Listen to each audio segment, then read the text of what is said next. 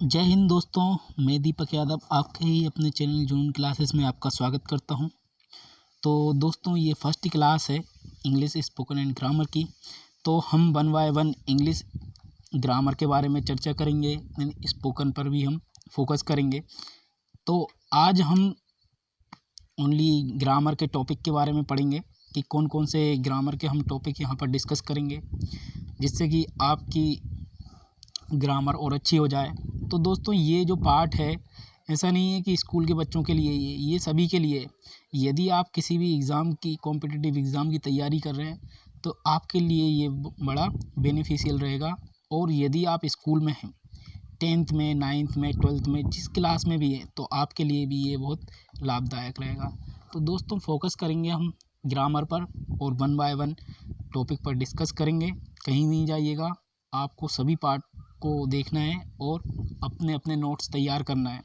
तो दोस्तों, ऐसा नहीं है कि ग्रामर कॉम्पिटिटिव के लिए कम है। ऐसा लगता है कि कम ही एग्ज़ाम में इंग्लिश पूछी जाती है, लेकिन दोस्तों, आपको यदि इस दुनिया में अच्छी एक अपनी रेपुटेशन या वैल्यू बनाना है तो आपको इंग्लिश पर फोकस करना होगा।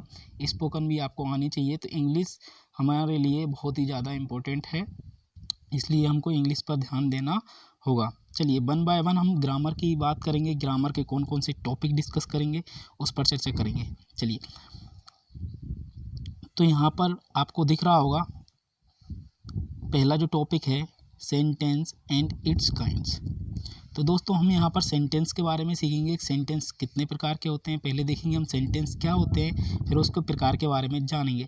दूसरा टॉपिक हम पढ़ेंगे सब्जेक्ट एंड प्रेडिकेट। तो हम सब्जेक्ट और प्रेडिकेट के बारे में हम पढ़ेंगे। यहाँ पर हमने देखा है कि जब हम सेंटेंस पढ़ते हैं तो 3 चीज़ होती हैं, सब्जेक्ट होता है, ऑब्जेक्ट होता है और वर्ब होती है। हेल्पिंग वर्ब भी रहती है, लेकिन ये 3 चीज़ें मोस्ट इंपॉर्टेंट रहती हैं। तो हम इसके बारे में भी जानेंगे। तो 1 बाय 1 जब हम टॉपिक डिस्कस करेंगे तो इसके बारे में बहुत डिटेल से पढ़ेंगे।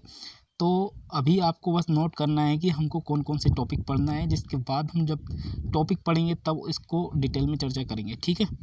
थर्ड हम पढ़ेंगे पार्ट ऑफ स्पीच, देन पढ़ेंगे द नाउन, 5th पर पढ़ेंगे द वर्ब, 6 पर पढ़ेंगे एडजेक्टिव, फिर हम पढ़ेंगे एडवर्ब, और फिर हम पढ़ेंगे प्रोनाउन, और इसके बाद हम पढ़ेंगे डिटर्मिनर्स पढ़ेंगे, और फिर हम पढ़ेंगे कंजक्शन, ठीक है।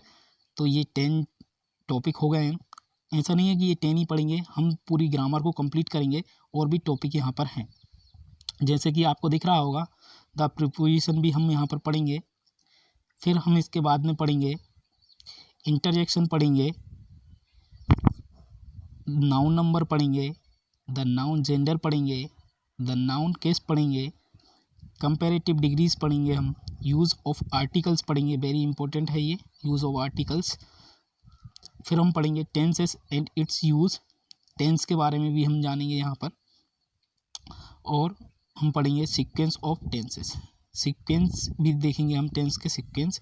और सबसे यहाँ पर देखा जा रहा है 20 पर एक्टिव एंड पैसिव वॉइस, ये जो स्कूल के बच्चे हैं उनके लिए भी इम्पोर्टेंट है, साथ ही साथ जो कॉम्पिटिटिव की तैयारी कर रहे हैं, कॉम्पिटिटिव एग्ज़ाम की, उनके लिए भी इम्पोर्टेंट है।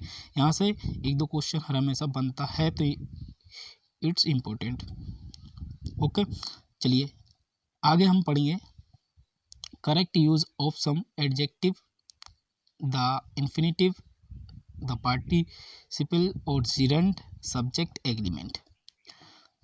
और आगे भी और चैप्टर हैं, auxiliary verb and modals, direct indirect speech, comprehension of adverbs, use of some adverbs and adverb phrases, noun clause, adverb clause, adjective clause, analysis of sentence, simple, compound and complex sentence, common errors और punctuation marks and capitals letters.